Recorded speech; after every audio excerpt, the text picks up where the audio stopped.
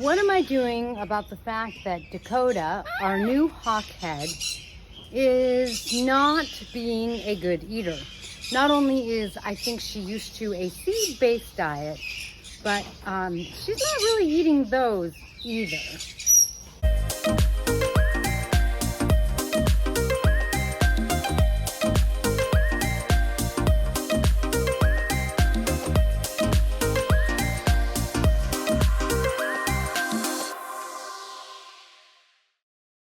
Hi, I'm Kaylin, the author of The Parrot Bliss Bond. Please be sure to get your copy on Amazon.com today so that you have your handbook to knowing everything that would provide a healthy diet for a parrot like Dakota, who's being a little naughty.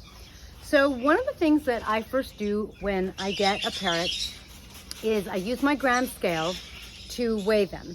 The gram scale lets you weigh in grams or ounces, and it even does a few pounds. If you don't have one and it's something that you want, I do recommend it if you have a parrot. It's something you can get at any office supply kind of store.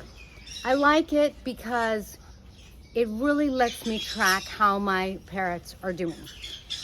Weight loss is a good indicator. When your parrot loses more than 10 to 20% of their weight, by 20, it's, at 10%, you should really be making an appointment for the vet. And by 20, the fire truck should be like going, sirens should be sounding, and, you should be having all sorts of red flags. So every morning and every evening, I have been weighing Dakota, my hawkhead or red fanned parrot. If you follow my videos, then you know that Dakota is one of my newer species. I have 21 species of parrots. If you follow my videos, thank you for being here. If you're new to my channel, I have 21 species. I'm glad you're here. Welcome. I love parrots. I love talking about parrots. As you can see, I love taking care of parrots. I love helping you try to have a blissful bond, or try to do everything you can to have the most blissful bond you can with your parrot. So I am weighing Dakota, and what I do is Dakota will actually just step up here, and initially when I was quarantining her more carefully, I would put down a paper towel or a piece of plastic to keep it clean, or I would disinfect it afterwards. And she is pretty good about just stepping on the scale. If your parrot isn't good about stepping on the scale, you can get a scale perch, or you can get a bin that you can put them in. You would put the bin on the scale, you would zero out the scale, and then you put the bin with them in it on the scale, and that way you should get a pretty accurate reading. So, given Dakota's, do you see that? She's preening me. She's like, we're friends. I'm like, yes, we are friends. Given her beak, that's a good sized beak there, and a plucker. She, of course, came that way. Given her beak, Dakota is a nut eater. That means she needs nut fat in her diet. So she needs pellets, she needs fresh vegetables every day, but she also needs nuts. Dakota was, I think, obviously fed a seed-based diet, and I don't know what happened, but I rescued her because her owner was very ill, has probably passed away, and so someone came to me and said, hey, I have an opportunity for you. There's these two birds that, the owner is passing away. They need a home. So Dakota was a rescue, and I think that if the owner had been sick, probably Dakota has been stressed for some time. I don't think this is like a recent thing. And because of it, I think she has not been eating well for me. How have I been dealing with that? I'm really watching her weight, and I'm really making sure that she doesn't cross a line for me that is like super red and we're like making another vet appointment. I'm watching to make sure that she is eating and that she is drinking. I'm watching to make sure that she is pooping every day, because when they're pooping every day, that means their system's still working, so I'm okay. Like if she's eating and pooping, then it's not as much food as I want, and you sort of have to decide what the right amount is for you. But I'm like, okay, I can give this a little more time while she adjusts. I don't know what her stress is. I don't know what she's been through, so I don't know what kind of adjustment time she does or doesn't need. So I have offered her millet sprigs. I have offered her a macaw mix, which has some seeds in it. I have offered her nuts. The first day she came home, I noticed that right away she took a walnut. If she ate nothing but walnuts at this point, I would give it to her because I just want her to actually regain. She's lost some of the weight from when she originally came to me. And so like, I'd like to see her regain some of that weight. But, you know, we're kind of living in a certain zone and I'm not thrilled, but I'm not like totally ready to force feed her. I have force fed her some baby food. I have fed her baby food. Good bird. That's a good job. Yeah, good eating, sweetie. Yeah. Yeah.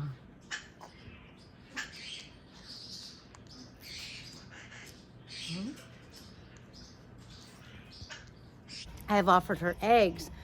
I have offered her the veggie mix with rice in it. You know, I do keep offering her everything and anything I can think of.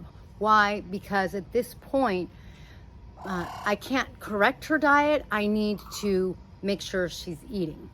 Once she's starting to eat more and she's regaining some weight, I'm going to start to kind of direct the boat in the navigational direction of a healthy diet. Now, I have a theory about diet and this kind of scenario. For my theory, one given is I think she's undergone stress because she's got the plucking going on. So that means I'm dealing with some psychological and or physical impacts that I don't really, you know, I don't know exactly what the stress causer was. I don't know exactly what, you know, I don't know what's going on in Dakota for those things. My theory is that when you've been on a junk diet, and I consider a seed-based diet a junk diet. I don't consider seeds junk. I consider like only seeds. I think Dakota's 18 based on her band when I looked more carefully. I consider 18 years of a seed-based diet a junk diet. Seeds at the right time and, you know, in moderation with a healthy, well-balanced diet, great. Seeds for 18 years, oh my God. So, for that reason, my theory is I'm wondering if Dakota's kind of going through a little bit of a cleanse. Like, she's not eating. Some of it might be stress, and some of it, I mean, I think some of it is just like everything that's going on for her. So part of my theory is I kind of have to wait for her chemistry to change a little bit so that she will decide that maybe the pellets taste good. Maybe the other foods she's being offered taste good. This means that I'm just going to keep offering Dakota all sorts of things. Lately, she's been taking an almond in the shell. The last couple of days, she let me feed her some baby food. She's been eating a few eggs. I'm just going to keep doing that. And I see a little pickup in the fact that I feel like she's been eating a little more. And so if I keep seeing that, then I'm going in the right direction. And of course, that is the goal. I do want a happy, healthy Dakota as very much as I can have it. Now, just in case you're curious, since she is a plucker, you could see she has plucked on both sides. If she lets me show you, she's like, no, don't show them. She's plucked under her wings. So I am giving her Tink's must-have parrot relief. It is CBD and hemp oil, available on parrotbliss.com. Now, this isn't going to magically make her feathers grow back. If only it could.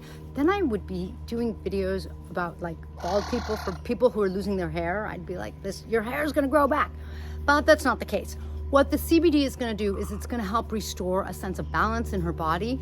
The hemp oil is going to bring some of her equilibrium back as far as having the right omegas, the proper balance for parrots, which is also the proper balance for us, and which I think is really important. One reason I think it's really important is because when I took Lorenza, my orange nape Amazon, to the vet many years ago, the vet was like, her liver, looks like she's having some liver problems.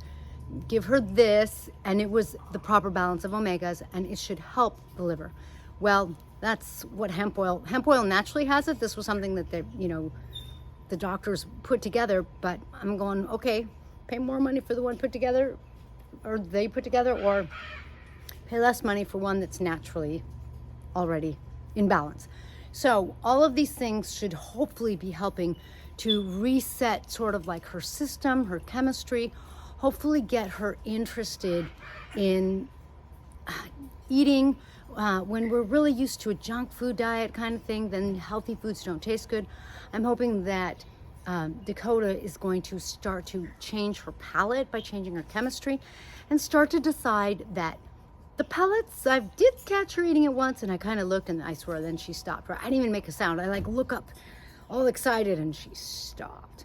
But, you know, kind of decide that the pellets don't taste so bad, that the other foods, they're not so bad.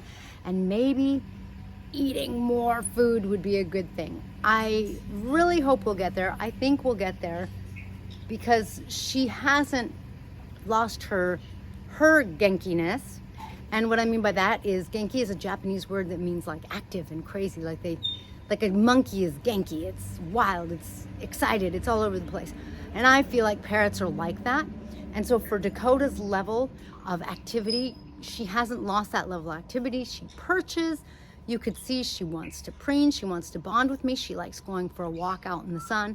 So she looks great when I give her a toy. She plays with it. She, you know, chews away at wood. So like all of those things tell me that she's doing fine. Her test results came back. She's doing fine. I just need to get her to eat. Now, I made this video because I know that sometimes you get a parrot, like someone had shared with me that they got a cockatiel, and your parrot unfortunately was given a seed-based diet, a very common thing in a pet store. And one reason for that is because that's their way of making sure that the parrot isn't stressed out and that they'll eat. They're giving them the ice cream shakes maybe and hamburgers to ensure that they eat, but it doesn't mean that they're giving them a healthy diet. So what do? You know, you can do what I'm doing. Give them a variety of foods that you approve of. Make sure they're eating. Now, I have over 21 species of parrots, and Dakota is the only one right now who doesn't eat pellets. And she eats a little bit, but all of my other parrots eat the pelleted diet that they're basically supposed to have. My nut eaters, of course, eat extra fat with the nuts. My seed eaters, my little guys like my parrotlets, they need extra with their seeds, and so they get some extra with their seeds, and that's even kind of seasonal. My point is, you can get your parrot to eat well. If you see that your parrot is eating well, then you can sort of insist on a good pelleted diet. One way to do that, make sure that pellets are available 24 hours a day. Of course, when a parrot wakes up first thing in the morning, they're hungry and they are more likely to try things, new things. That's a good time to introduce fresh vegetables, warm them up. When they're lukewarm or, you know, not scalding but not cold, then what'll happen is they are more likely to taste the food, to try the food, to eat the food. Not the pellets, but if you're introducing fresh vegetables, that's a great way to do the fresh vegetables. But make sure those pellets are available all day. If you see that your parrot is not eating and is on strike and is threatening you that they are going to starve to death if you don't give them seeds, then don't starve them. I don't think they'll really make good on their threat, but don't test it. I mean, like, measure it for yourself. Where's your parrot at? Are they losing weight? Are they eating any pellets?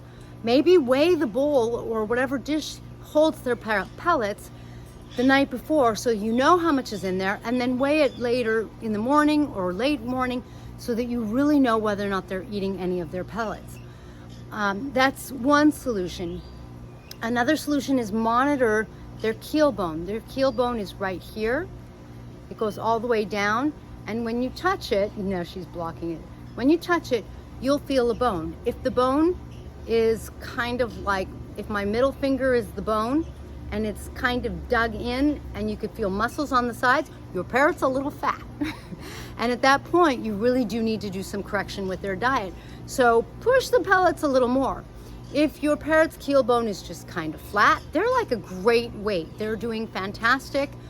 Maybe a little more fat in their diet is good. If you're not happy, like they're only eating seeds, maybe do a little research on what other fats they can have that are going to be beneficial for them, which depends on the species.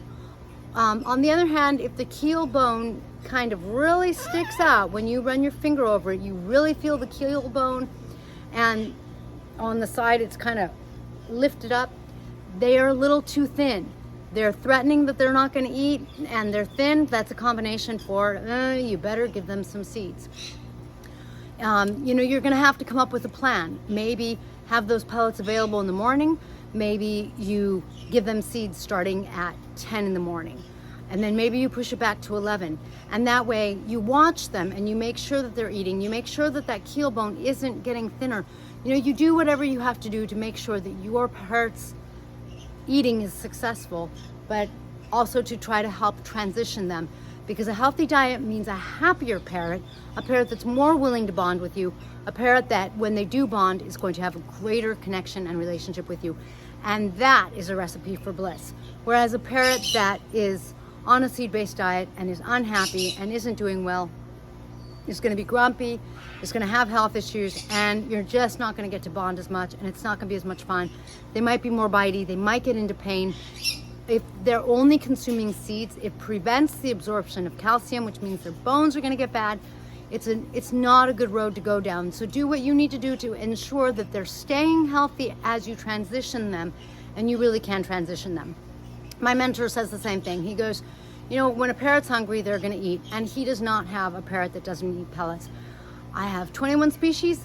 This is the only one that I'm working on. Everybody else eats pellets. They will transition. They can be stubborn, but you could be smarter. They're an intelligent species, but let's try to keep the title of being able to outwit them. So thank you for joining me in this long and blissful video on diets and on making sure that your parrot's eating well. As you stick around and hear with me in the future how Dakota's doing, like I said, she's getting a little better. I'm hoping that that just continues to increase. Please, if you haven't already subscribed, set your preferences also on YouTube so that YouTube lets you know when the next video is published tomorrow. I have all sorts of links in the description down below to some of the most common questions, things like that, my book on Amazon. And you can join me to connect on Parrot Bliss Flock on Facebook. I will see you in the next blissful feathered video.